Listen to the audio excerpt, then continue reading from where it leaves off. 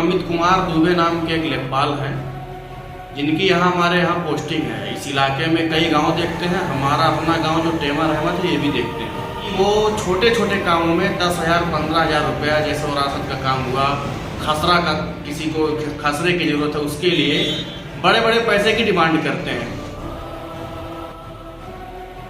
समुंदर को ये बात खल गई कि कागज़ की नाव कैसे उस पर चल गई।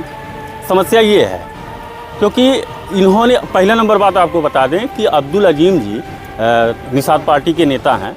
आप उनसे पूछ सकते हैं व्यक्तिगत रूप से, वो हमको पहचानते ही नहीं हैं। वो उन्होंने कहा कि अच्छा ठीक है, घबराओ मत, तुम चिल्लाते हुए आओगे मेरे पास। हम कहे जो भी है इस अंदाज में फ़ोन मत करिएगा हमको। हमने फ़ोन काट दिया। संत कबीरनगर जिले में निषाद पार्टी के नेता हैं अब्दुल अजीम, जिन्होंने लेखपाल अमित दुबे पर रिश्वत लेने और शराब के नशे में धुत रहने का आरोप लगाते हुए डीएम से शिकायत की है। तो वहीं लेखपाल अमित दुबे ने निषाद पार्टी के नेता अब्दुल अजीम को शाराना अंदाज में जवाब दिया है कि समुद्र को ये बात खल गई कि कागज की नाव कैसे उस पर चल गई। सबसे बड़ी बात यही है। दरअसल ये पूरा मामला संत कबीरनगर जिले के खलीलाबाद तहसील क्षेत्र में आने वाले टेमर अहमद गांव का है, जहां के रहने वाले निषाद पार्टी के नेता अब्दुल अजीम ने जिलाधिकारी महेंद्र सिंह तंवर को एक शिकायती पत्र दिया है, जिन्होंने आरोप लगाते हुए लिखा है कि लेखपाल अमित कुमार दुबे छोटे छोटे कामों के लिए 10 से 15,000 रुपए की रिश्वत लेते हैं और हमेशा शराब के नशे में धुत रहते हैं। वहीं निषाद पार्टी के नेता अब्दुल अजीम की ये खबर जैसे ही सोशल मीडिया पर पहुंची तो लेखपाल अमित कुमार दुबे ने भी सफाई देते हुए शाराना अंदाज में अब्दुल अजीम के आरोपों का जवाब देते हुए कहा कि वही बात हो गई, समुद्र को ये बात खल गई कि कागज की नाव कैसे उस पर चल गई। सबसे बड़ी समस्या यही है। अमित कुमार दुबे ने कहा कि अब्दुल अजीम हमको पहचानते भी नहीं। अब्दुल अजीम ने फोन से कुछ ऐसी गलत बात कही जो हम बता नहीं सकते, लेकिन फोन कटने से पहले उन्होंने कहा था कि अच्छा घबराओ मत, तुम चिल्लाते हुए मेरे पास जरूर आओगे। अब निषाद पार्टी के नेता का आरोप और लेखपाल की सफाई में कितना दम है ये तो जांच के बाद ही मालूम पड़ेगा, लेकिन देखने में तो यही लगता है कि आग दोनों तरफ बराबर लगी हुई है, नहीं तो इस तरह से चिंगारी फिजाओं में नहीं फैलती। चलिए हम आपको निषाद पार्टी के नेता अब्दुल अजीम और लेखपाल अमित दुबे के द्वारा कही गई बात को सुनाते हैं कि दोनों की बातों में कितना दम है। अमित कुमार दुबे नाम के एक लेखपाल हैं, जिनकी हमारे यहाँ पोस्टिंग है। इस इलाके में कई गांव देखते हैं, हमारा अपना गांव जो टेमर रहमत है ये भी देखते हैं। वो हमारे गांव के लोगों की भी शिकायत थी और आसपास के चंगेरा मंगेरा और जो भी गांव में जो देखते हैं, कई गांव के लोगों ने आके हमारे पास कहा, हमारे गांव के लोगों ने भी कहा कि वो छोटे छोटे कामों में 10,000 15,000 रुपया, जैसे वरासत का काम हुआ, खसरा का किसी को खसरे की जरूरत है उसके लिए बड़े बड़े पैसे की डिमांड करते हैं। अभी सिपाही भर्ती वाले में कुछ नौजवान आए और निवास प्रमाण पत्र बनवा रहे थे, उसमें भी वो पैसा मांग रहे थे।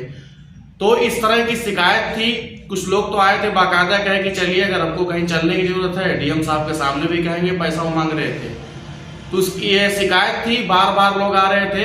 इसी सिलसिले में आज हम डीएम साहब से मिले हैं और मिलके लिखित रूप में उनको हमने शिकायती एप्लीकेशन दिया है। क्या आश्वासन मिला आपको जिलाधिकारी की तरफ से? जिलाधिकारी साहब ने कहा कि इस मामले की जांच करवा के लेखपाल पर कार्रवाई करेंगे।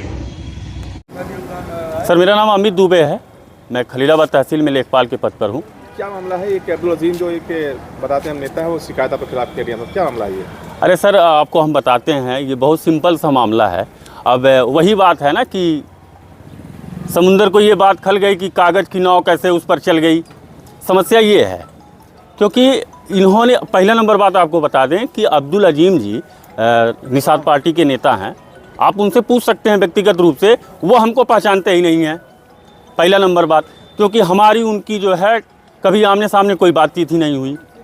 एक दिन हम एसडीएम साहब के कार्यालय में अपने कुछ कार्य के लिए खड़े हुए थे, तब तक उनका फ़ोन आया। उन्होंने एक बार हम फ़ोन उनका रिसीव नहीं किए, दोबारा उनका फ़ोन आया तो हम साइड में होकर के रिसीव किए। नंबर सेव नहीं था। हम कहे भैया कौन बोल रहे हैं? कहें अरे यार तुम अभी हमारा नंबर है नहीं सेव किए हो, तुम पहचानते ही नहीं हो हमको। मैं अब्दुल अजीम बोल रहा हूँ और सांसद जी के सहयोगी। तो जब उन्होंने कहा कि सांसद जी के सहयोगी, तो हमने कहा महोदय हाँ बताइए। तो वो कह रहे हैं कि ये जो कंपनी वाला है केजरीवाल, वो किसानों को परेशान कर रहा है, वो लोग जा रहे हैं तहसील में दरख्वास्त देने के लिए। हम कहे ठीक है उनको भेजिए, उनकी जो भी बात रहेगी सुनी जाएगी, साहब से बात करेंगे।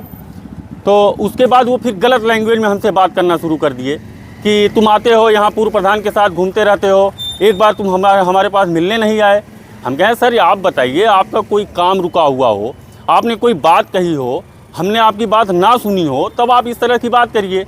रही बात कि अभी हमको 2 महीना हुआ आपके गांव पे नियुक्त हुए, धीरे धीरे आपसे भी मिलना जुलना हो जाएगा, कोई काम रहेगा तो जब भी कोई बात रहे तो आप हमको बताइए।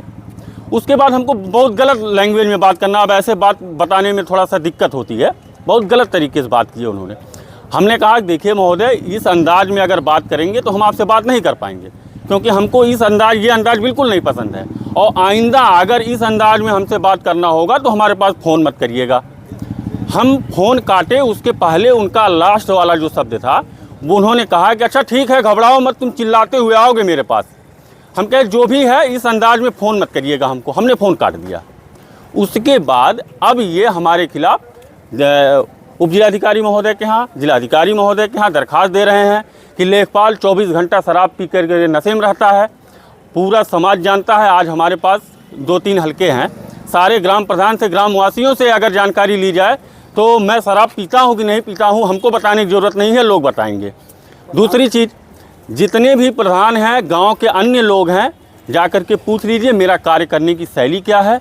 मैं गांव में जाता हूं, जो हमारे अधिकारी भी इस बात को बताएंगे, जो जटिल से जटिल काम रहता है मैं उसको सुलझा करके चला आता हूं। हमारे उप जिलाधिकारी महोदय, हमारे तहसीलदार साहब मेरी प्रशंसा करते हैं। रही बात कि कहने के लिए कोई कुछ भी कहे, भारत का स्वतंत्र नागरिक है, उसकी स्वतंत्रता है, कुछ भी कहे। अगर उन्होंने हमारे खिलाफ़ शिकायत की है तो हमारे अधिकारी महोदय उसकी जांच करेंगे और जो सही होगा उस पर कार्रवाई होगी। गलत शिकायत क्या करेंगे आप? अब गलत शिकायत पे तो सर क्या बताएं, चूँकि जनता के बीच में काम करना होता है, तरह तरह के लोग मिलते हैं और सबके खिलाफ़ हम कुछ कार्रवाई या एक्शन लेना भी, चूँकि नौकरी करनी है तो बहुत ठीक नहीं होता है। लेकिन ऐसे आरोप पे तो मानहानि का दावा करना चाहिए, और अगर आगे ज़रूरत पड़ी तो हम मानहानि का दावा हाईकोर्ट जाएंगे, करेंगे, जो बिल्कुल करेंगे।